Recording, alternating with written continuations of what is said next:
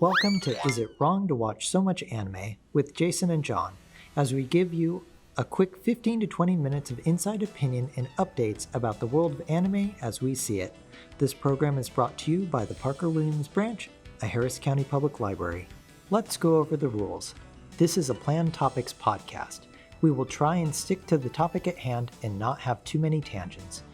Number 2, while recording, we will have a 15-minute timer. We will try to wrap everything up within that 15 minutes. If we are having a good conversation towards the end of that time, there will be a bonus 5 minutes to wrap it up. Number 3, if the conversation is still too good to stop, we will stop recording that episode and start recording an overtime episode back-to-back released on the same day. And a fair warning, spoilers happen. Oops, our bad. Okay. Hello everyone, welcome to Is It Wrong to Watch So Much Anime? Still no. 13 episodes in, we are at the end of the season almost. Yeah. So, with the number 13, we are going for Triskaidekaphobia, which is the very long wordy way of saying extreme superstition regarding the number 13. So we're going to go with superstitions this episode, and so that means Japanese superstitions. There's lots of different shows about all this stuff. So let's get some basic terms down so that you're not confused if you hear it or anything like that. So the first one in Japanese mythology that you might come across is an Oni. So Oni and Akuma and yokai are frequently used. You may hear it in the actual dialogue, but sometimes they write different things at different times. Subtitles, you mean? The subtitles? Mm-hmm. Yeah.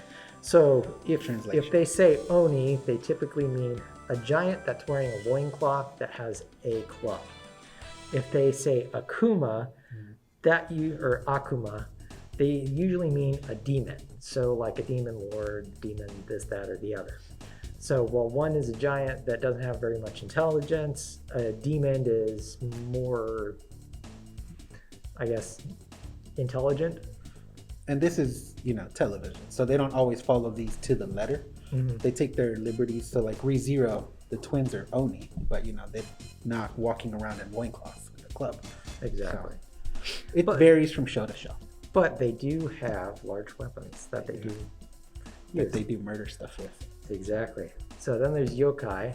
That is typically a spirit, usually mischievous, not very necessarily harmful.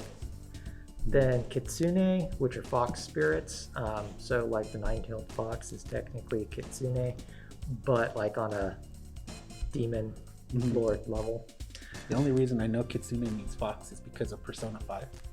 Because there's a guy who has a fox mask, but they called it kitsune. I was like, what the heck is that when I was first playing it? But pretty cool. And then there's kappa. So kappa are water creatures that kind of look like this weird human turtle hybrid. Mm-hmm. They like to fart, make fart jokes, and look up girls' skirts. As most kappas are wont to do, I assume. Also, apparently, they have 3 anuses. So, thanks for that detail. You go, Japan. Then there's also Shinigami, and Shinigami are basically Grim Reapers. So they took that. Death Note. Well, right? So Death Note's like the exact version of a Shinigami. Idea of the ones that they have. Mm-hmm. But then, if you look at Bleach, then you have the Soul Reapers are technically Shinigami. Mm-hmm. All right. Japan has a lot of these interesting things. We have, Bloody Mary and things like that, which are interesting on their own, I guess. I don't care for them, but well, everybody knows some place that's haunted. So, but I like the ones they have mostly because when they translate it to anime, visually it looks really cool. Depending on things. I don't know about the Kappa buttholes, but the Ryuk from Death Note looks pretty cool, right? Mm-hmm. The Onis from ReZero also look pretty cool. Or different things. Slime. Or slime. Yeah. Because there's a whole Oni people, and that time I was reincarnated as a slime. Yeah. So there's a lot of interesting stuff to watch, and All right, so what we're going to start off with are humans who can sense all this stuff. So ESPer, so sensitive perception. Something like that. Extrasensory perception. That's it. Mm-hmm. So they're people that can actually get a feel for demons, curses, yokai, stuff like that, akuma, and exercise them. Mm-hmm. So the first example we have of that is Mob Psycho 100. Yes. So Mob is basically a middle schooler, right? Yeah, he's a middle schooler. Yeah, so he's a middle schooler who has all these ESP or ESPer powers. Yes. And he kind of struggles to control. Yes, because he's trying to suppress them. Except that there's a girl that he likes. Yes. And being that he's a middle schooler, I think it's second or last year of middle school, it's fine. But it's a time when a lot of people, puberty, all that thing's going on. So it's affecting him, and it's also messing with his powers because he's going through changes. So he's trying to suppress these changes, but when he gets up to 100%, it like goes wild. Yes. I think he actually like loses consciousness at that point, and he just starts acting out on subconsciously. Yeah, on impulse, which is pretty cool. Whenever if you watch it, and you really should, it shows you throughout each episode just what his percentage is getting at, and then when you finally see him hit the 100, it's a work of art. And he's talking visually as well. Yes. So, how do ESPers work in Mob's world? Well, they can eliminate spirits and exorcise them. Good and bad spirits are both put to rest. So, some ESPers also have different abilities. So, in season 2? Yes. Yeah, season 2, there's this organization called the Claw. Oh, first season 2. Both of them, actually. Okay. So, they can do different elemental things, control plants, control air, and stuff like that. Now, in Mob's story, we get Regan. Regan, who is a self-proclaimed psychic con man who uses Mob to exercise all sorts of this, that, or the other, and give Mob pocket change as a part-time employee. And when you describe him like that, he sounds like a real turd. But I think the magic of the show is that it knows that. It doesn't really make excuses for him, but it still finds ways for you to be more relatable to him, so that you still care. So Regan cares about Mob. It's just he's also using Mob to make money. And I mean, understandable. He's a middle schooler. So then there's Ikubo, who is a spirit, more on the yokai, like malevolent level of spirit, who wants to be worshipped like a god, but he tried converting Mob, and Mob reduced him to pretty much a fart cloud. Yes. Who can still, take over people for a short amount of time. Pizzazz. Yeah. But it's a real... if you've seen One Punch Man, you know that a lot of their characters look really funny. Right. And One Punch Man and Mob Psycho are made by the same guy. Not the, animes, but just... It was both created by the same person. So all of these various characters have unique looks to them, and even a little fart spirit looks pretty funny.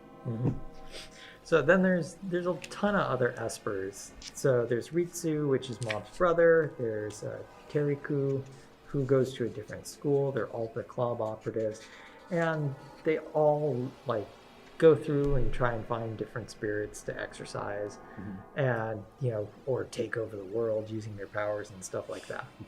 Overall, Mob Psycho, really good show to watch. Very, very funny. Especially the interactions between regular people, Regan, and then Mob. Brilliant. And it does everything really well in the first season, but season 2 goes on and expands on everything that came before. And it was one of the shows I watched as it aired, and I was thinking, this is amazing. So I think everybody would just owe it to themselves to watch it. At least try the first season, because if you like it and you watch the second season, it's an investment that really pays off almost every episode. All right. Second one for ESPers is ESPer. So ESPer was one that came that I was like, I don't exactly know what this is, but I was hooked. So it's basically, there's a hidden world of all the spirits, so all the yokai, and you have, let's see here, let me find her name. Who are you trying to find? Her name. Let me check. Kotoko. Okay. Her name's Kotoko. So you have Kotoko, who is somebody who was lost in the woods and basically sacrificed an eye and a leg to become an all-knowing, wise spirit medium. And so she has to go between the real world of us humans and the spirit world. So she has also drug into all of this her, I guess, forced into being a boyfriend. I don't know if she exactly drags him into it, just because of the way his whole family nonsense is set up. He's already like halfway in there. So Kuro ate a piece of mermaid and then Kudan is basically a cow with a people face. So you get immortality from the mermaid, and then you get precognition, or the ability to see into different paths into the futures with the Kudan. And so the two of them, she goes as a medium, and then he can see the future. He can fight too, because even if he gets hurt, there's the immortality where he just heals up, which looks really gross, but also really cool. Yeah. So there's a lot of cool visuals in the show. The main story of the show goes that there's like a faceless woman spirit that used to be an idol that is now terrorizing a city, and they have to stop whoever's doing that. So it's them trying to figure out, how do you get rid of an urban legend? This one's one of the more dialogue heavy shows, but the Very dialogue is satisfying. good. I liked it. It's, witty, it's sharp, something. So hearing them talk out how they're trying to beat this, phantom that's essentially been made because of the internet, because of all the people that believe her to be real, and therefore she is. So finding out how to take that out is a different sort of way than just punching your way to win. Yeah. And I thought that was really interesting. Yeah, that detective aspect is really, really cool. So if you like the thought-provoking stuff like that, then I would highly suggest ESPer. All right, now punching stuff to make it, Which there's nothing wrong with punching stuff. Let's be clear, because the next show is really good at the punching stuff. Yes, Jujutsu Kaisen is very good at the punching stuff. It actually just won Anime of the Year for the Crunchyroll. Yes, it did. So I mean, it's in essence, it's just freaking cool. And it's got great fights, and it's got good music. Good animation. So basically, there are different objects, and the evil objects have curse energy, and that curse energy can be used by the jutsu sorcerers to exorcise and destroy other cursed spirits. Yes, and we're almost done with the season. We've got about a month's worth of episodes left, but just on the last few weeks alone, they started their own little tournament arc. And again, it's a lot of punching stuff, but it's a lot of good-looking punching stuff. Yes. And really, you don't have to reinvent the wheel with every anime. If you can do what you're good at exceptionally well, that's that's just as good. All right, so getting into Monster Worlds, one of the new ones that came out this season is Kimono Jihan, which is another detective type story where you have like a detective agency. I don't get all these super powered detective agency thing. It's like ever since Bungo Stray Dogs, it just like It's also a good one. Yes. So you've got Inugami, who runs a spiritual detective agency, and then you've got these kimono kids. So the kimono are basically kind of like monsters, kind of like the Akuma, but not quite, not like evil. They're like half demon kids, kind of.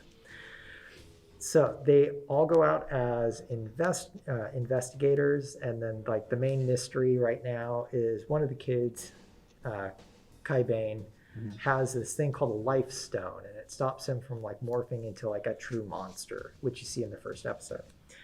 the bloodthirsty side, keeps it at bay. So each one of these kids has a different mystery. One shoots spider webs, a la Spider-Man. Another one has like ice powers. So, yeah, each one has their different like kimono side. Mm-hmm.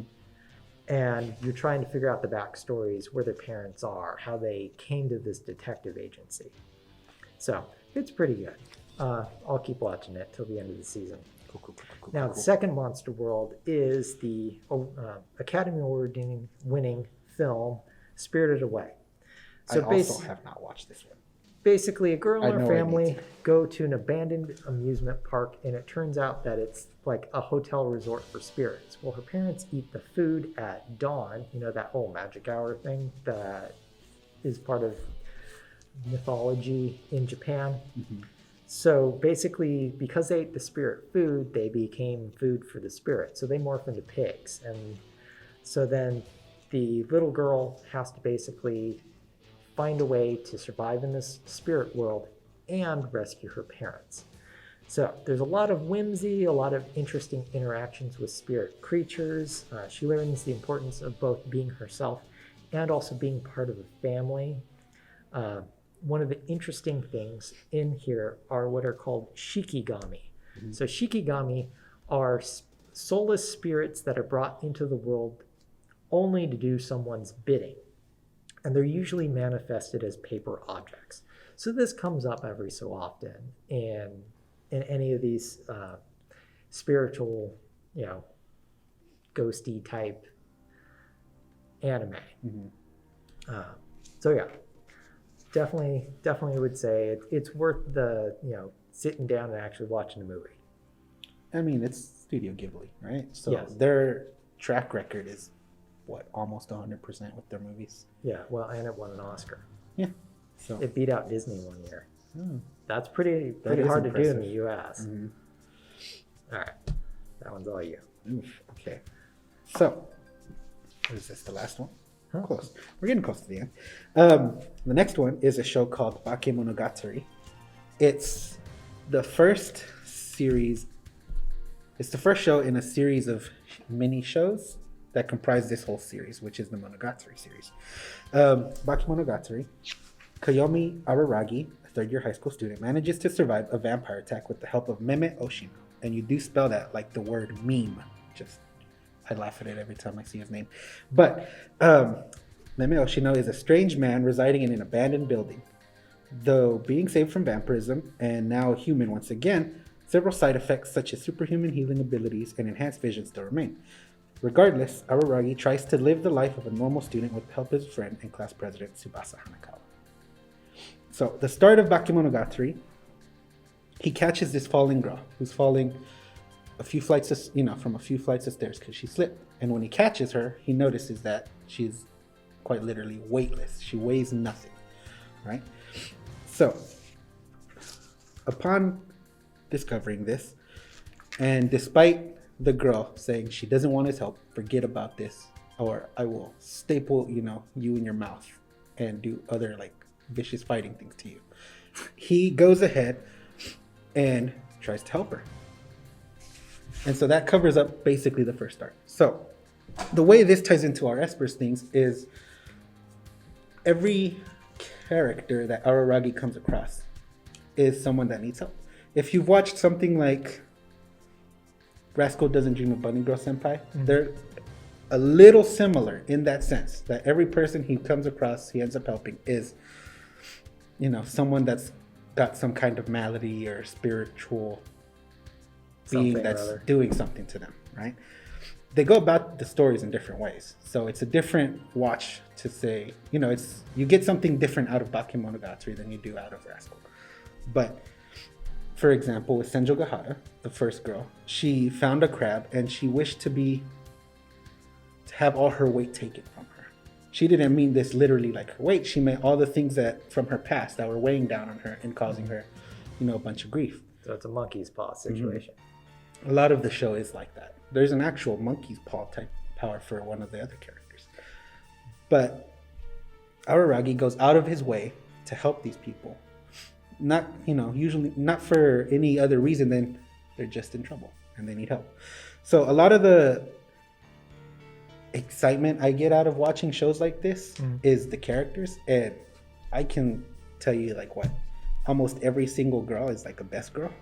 You know, Senjugahara, Shinobu, Hanekawa, Hachikuji, right? I mean, I can keep listing names. You won't know until you watch it. But they're all great characters in their own, and they're all unique because they all have their own personalities. It's not one that's overlapping on the other. They all have different problems that they have to deal with and they have to overcome with mostly on their own. Araragi will help, but a lot of it is them coming to terms with whatever's bothering them or whatever's hampering them.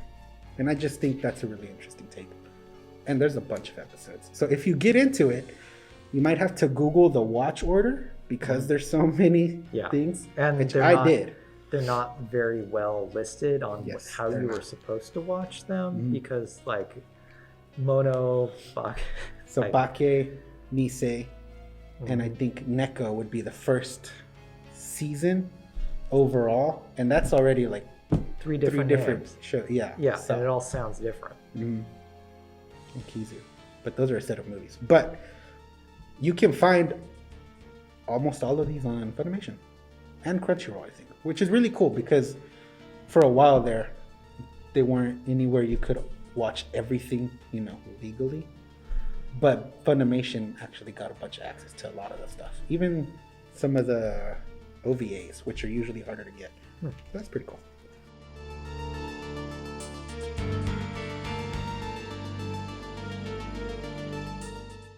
All right, so moving into demons. So Akudama. No, that's if you've seen Samurai Jack has that character, his name's Aku, right? That's kind of why. All right, so the first one, its name is Demon Slayer. So I think the title says most everything about it. So Demon Slayer is basically about Tanjiro going off to sell some charcoal, coming back, his whole family slaughtered except for his sister, that turns out that now she's been turned into a demon. And so it takes this journey of him and his sister working together to become part of the Demon Slayer Corps, and defeat the guy that turned her so that he can figure out a way to turn her back into a human. So there's a lot of different demons that are super cool and their different abilities and things like that, and a bunch of cool swords. So each one of these sword types have different sword styles, and each one of the sword styles also has different forms. So within the sword type, there's different forms, and the animation for this is just amazing. Like, hands down, you can't beat it. It is absolutely a visual spectacle that you will not regret watching or seeing. But it's by Ufotable. And back when I watched this, probably my first year of getting into anime, and it is one of the shows that made me actually go and think, wow, that looks really good. What else have they done? And I looked at the company, and they've done a bunch of like Fate series and all these other things, and I've watched them because I saw how good it looked in here. So it's really good. It's on Netflix, Funimation. Every episode builds off of one another. Even though there's a lot of tragedy and loss, there's also a lot of funny moments and growth. So I would highly recommend it. It also, the Mugen Train movie broke all records at the box office in Japan. I think it just became #1 on their thing. Like, it just surpassed Spirited Away? I think it just did that. So it's really big over there. And I mean, if we can ever get to it here, it'll be big over here. All right, we're going to skip to the end of this list. And the last one is Welcome to Demon School Iruma-kun, which is basically you have a 14-year-old human who gets sold because his parents wanted the money to a demon lord Solomon, who is then brought down to the demon world. And now he has to go to school.